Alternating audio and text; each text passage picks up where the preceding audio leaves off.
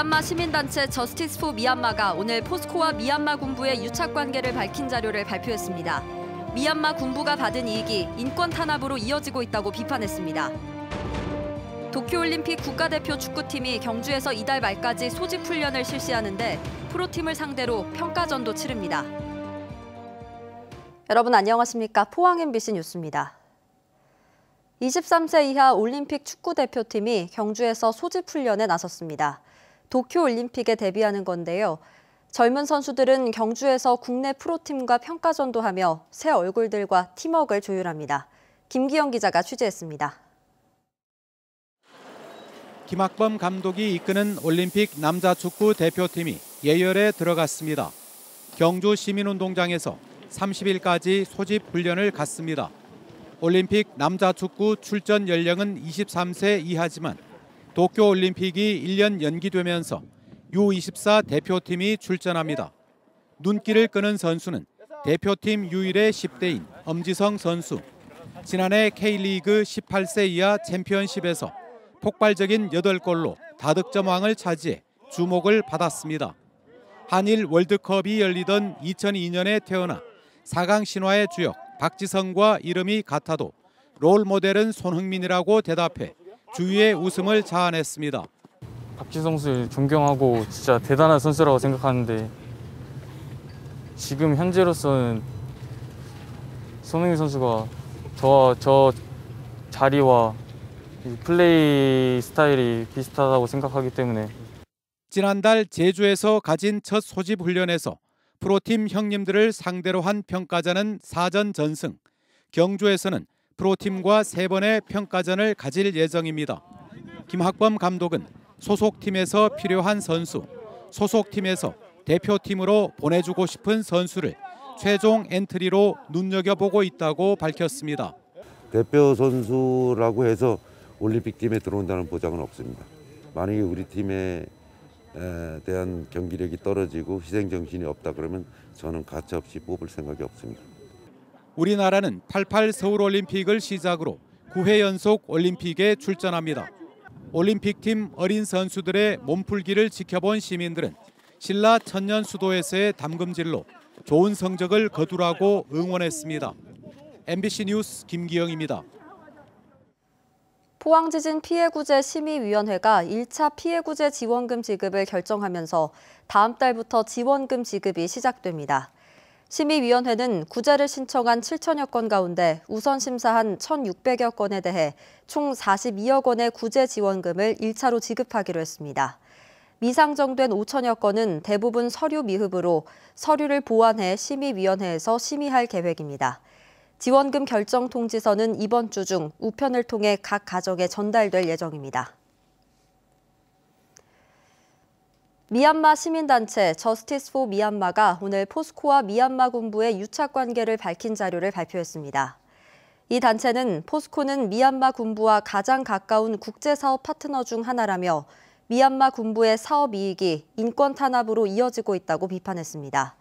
또 포스코의 가스전과 강판 사업이 시작될 당시에도 많은 미얀마 시민들이 강제 이주 등 인권 탄압을 받았다고 밝혔습니다. 단체는 미얀마의 민주주의 회복을 위해 군부 카르텔을 무너뜨려야 한다며 포스코는 문제의 핵심이라고 주장했습니다. 정의당이 포스코 등 국내 기업은 미얀마 군부의 자금줄 역할을 즉각 중단해야 한다고 밝혔습니다. 정호진 정의당 수석 대변인은 오늘 국회 브리핑에서 포스코는 2018년 한 해에만 2천여억 원의 대금을 미얀마에 납부한 것으로 알려졌다며 천문학적인 돈이 미얀마 군부의 투자 명목으로 흘러들어가고 있다고 지적했습니다. 또 한국 기업의 투자로 진행된 수십 개의 사업 과정에서 토지 몰수와 성폭력, 강제 노동 등 군의 인권 침해도 벌어졌다고 비판했습니다. 대구시가 외국인 노동자에게 코로나19 검사를 강제하는 2차 행정명령을 내렸습니다. 외국인 노동자가 3명 이상 고용된 사업장에서 일하는 모든 외국인 노동자가 대상인데요. 서울 등 지자체는 모든 외국인 노동자에게 검사를 받으라는 행정명령을 내렸다가 인종차별이라는 문제 제기가 잇따르자 철회했는데 대구시는 아직 해당 명령을 유지하고 있습니다. 양관희 기자가 보도합니다. 대구 중구 임시선별검사소에서 외국인들이 코로나19 검사를 받습니다. 오는 일요일까지 검사를 받으라는 대구시 행정명령에 따른 겁니다. 이들은 외국인만 콕 집어 검사받게 한 행정명령이 차별적일 뿐더러 외부 시선 때문에 두렵다고 말합니다. 무서워. 무서워. If I go outside is many people. I is afraid. 대구시 행정명령에 따라 외국인이 3명 이상 고용된 곳에서 일하는 외국인 노동자는 진단 검사를 받아야 합니다. 어기면 벌금 등 형사처벌 당할 수 있습니다. 그러나 외국인에게 검사를 강제하는 것은 차별이라는 지적이 나옵니다. 인종이 다르다고 해서 코로나 감염이 더 높고 이런 건 전혀 아닙니다. 낙인이고 그리고 차별로 인식될 수 있고 그렇기 때문에 이것은 헌법 정신에도 맞지 않는 차별적인 행정이기 때문에 서울과 인천은 모든 외국인에게 검사를 강제했다가 권고로 바꿨습니다. 독일 등 유럽 대사들이 차별적이고 의학적 정당성도 없다며 외교부에 항의 서한까지 전달하자 행정명령을 철회했습니다. 그러나 대구시는 채용 때도 외국인에게 검사를 강제하고 있습니다. 게다가 이번 행정명령은 두 번째입니다. 첫 번째 행정명령은 외국인 노동자가 일하는 모든 사업장에서 외국인 노동자 2사람 이상 검사 받으라는 거였는데 2천여 명이 검사를 받아 모두 음성 판정을 받았습니다. 사회적인 여론을 역행하고 대구시는 또 2차로 행정명령을 내린 것에 대해서 우리가 분노하지 않을 수 없었고요. 대구시는 논란에 대해 검토하겠다는 입장입니다. 수도권에서는 어쨌든 전수조사 이렇게 막 명령하다 보니 많은 반발이 있었거든요. 그래서 우리 시도 그런 사고에서 폭넓게 검토해서 보안 조정할 것인지. 정부는 차별 없는 방역을 하겠다고 밝혔지만 대구에서는 논란이 계속 이어지고 있습니다.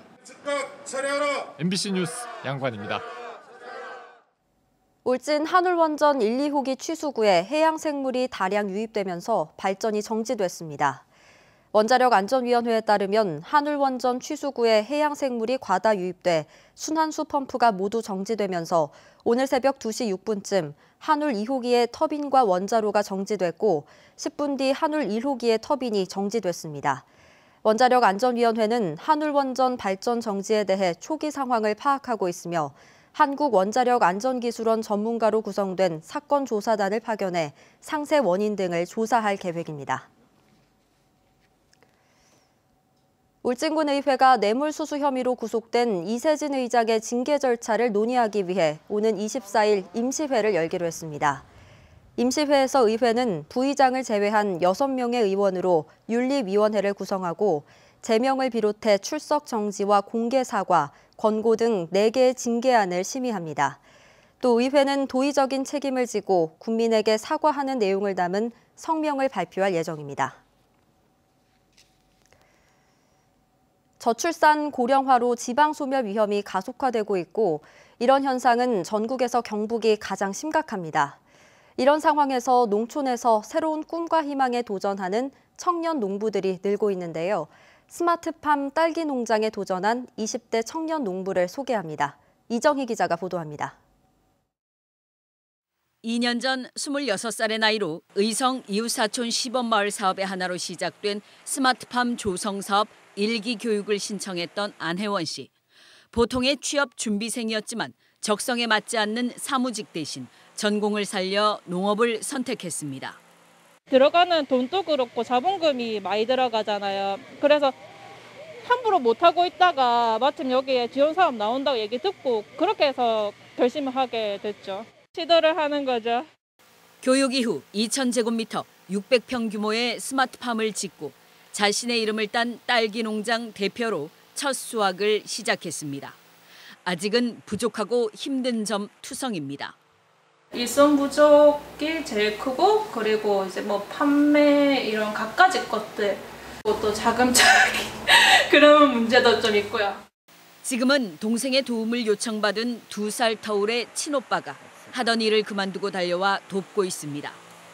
1년 동안 제가 도와주러 왔습니다. 생각보다 이게 비전이 있는 것 같아요. 비전이 있는 것 같아요. 그래서 어쩌면 제가 예비 귀농이 될지도.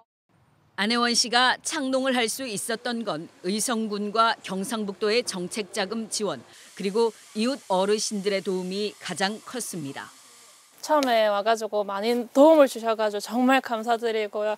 그건 잊지 않고 딸기 열심히 키워가지고 마을에 많은 보탬이 될 수 있도록 노력하겠습니다. 영농 1년 차, 하지만 벌써 더 큰 꿈을 향하고 있습니다. 두세 개만 더 늘리고 싶어요, 결국에는. 그러면서 진짜 그냥 기업화를 하고 싶거든요. 그 하나의 브랜드를 가지고. 28 청년 농부의 도전이 어디까지 이어질지 궁금해집니다. MBC 뉴스 이정희입니다. 포항시 형산강 일대에서 최근 나타난 적조 현상에 대한 시료 분석 결과 무해성 적조 생물인 크립토모나스가 발견됐습니다. 포항시는 검출된 크립토모나스는 다량 발생 시 붉은색을 띠고 비린내를 유발하지만 인체나 어패류 등에는 피해를 주지 않는다고 밝혔습니다. 포항시는 초여름인 오는 6월까지 형산강 유역의 수질 모니터링과 인근 폐수 배출 사업장에 대해 관리를 강화할 방침입니다. 경주시가 친환경 자동차 보급과 인프라 구축을 위해 2030년까지 2천억 원을 투자합니다. 경주시는 노후 경유차 11,000여 대의 조기 폐차를 유도하기 위해 한 대당 160만 원까지 지원하는 등 2030년까지 친환경 자동차 비중을 현재 0.6%인 850대에서 6%까지 늘리기로 했습니다. 또 올해부터 전기차 구입 시 승용차는 최대 1,500만 원, 화물차는 2,800만 원까지 보조금을 지원하고 현재 50곳인 공용 급속 전기차 충전소를 150곳으로 늘리고 내년에는 수소차 충전소 1곳도 신설할 예정입니다. 오늘은 맑지만 찬바람에 다소 쌀쌀했습니다. 꽃샘추위는 내일 아침까지 이어진 뒤 낮부터는 기온이 20도 선까지 오르겠습니다. 조주경 기상캐스터입니다. 이대로 봄이 오나 했는데 꽃샘추위가 찾아왔습니다. 오늘 아침 경주의 기온이 2,008도까지 뚝 떨어졌는데요. 내일 아침까지는 다소 쌀쌀하겠고 바람도 강하게 불겠습니다. 오늘 오전 강풍특보는 모두 해제됐지만 내일 또다시 강풍과 풍랑특보가 발효될 곳이 있겠습니다. 시설물 관리에 힘써주시기 바랍니다. 내일 낮부터는 온화한 서풍 계열의 바람이 불면서 다시 포근한 날씨가 이어지겠습니다. 이어서 자세한 지역별 날씨 보시면 내일도 하늘 자체는 맑겠습니다. 아침 기온은 1도에서 4도로 오늘과 비슷하게 시작하겠고요. 한낮 기온은 19도에서 20도까지 오늘보다 5도 이상 크게 오르겠습니다. 울릉도와 독도에도 대체로 맑은 가운데 아침 기온은 6도에서 8도로 시작해 한낮에는 11도에서 15도까지 크게 오르겠습니다. 내일 낮부터는 동해 중부 먼바다에 풍랑특보가 발효될 것으로 예상됩니다. 바다의 물결은 동해 중부 해상에서 최고 3.5m, 남부 해상에서는 2.5m까지 일겠습니다. 내일 낮부터는 기온이 계속해서 오름세를 보이겠습니다. 그리고 토요일에는 흐리고 비가 조금 내리겠습니다. 날씨였습니다.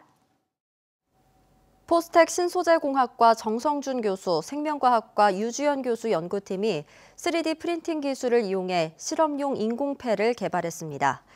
연구팀은 고정밀 잉크젯 바이오 프린팅을 이용해 복잡한 구조로 구성된 폐포를 구현하고 바이러스 반응 실험에서 실제 조직 수준의 반응을 재현했다고 밝혔습니다. 이번 연구 성과는 국제학술지 어드밴스드 사이언스에 게재됐습니다. 영덕군이 코로나19 백신 1차 접종을 차질 없이 마쳤고 2차 접종은 다음 달부터 실시한다고 밝혔습니다. 1차 접종에는 전체 대상자 중 99%인 387명이 참여했고 발열이나 고혈압 등의 증세를 보여 접종하지 않은 사람은 2분기에 접종합니다. 영덕군은 다음 달부터 75세 이상 주민과 유치원, 초중등 보건교사를 시작으로 2분기 백신 접종에 들어가며 국민체육센터에 예방접종센터를 조성해 운영할 예정입니다. 경주시는 천북 희망농원의 주거 환경을 개선하기 위해 노후 하수 간 교체 사업을 시행합니다. 시는 희망농원 내 축산 폐수로 인해 지속적으로 민원이 발생하자 하수 관로를 진단한 결과 배관이 파손되거나 노후화된 부분을 확인했다고 밝혔습니다. 이에 따라 경주시는 사업비 42억 원을 들여 3.5km 길이의 오수 관로를 오는 2022년까지 교체할 계획입니다. 제15회 전국해양스포츠제전이 8월 12일부터 나흘간 포항 영일대 해수욕장에서 열립니다. 요트와 카누, 철인 3중 핀수영 등 4개 정식 종목이 구성됩니다.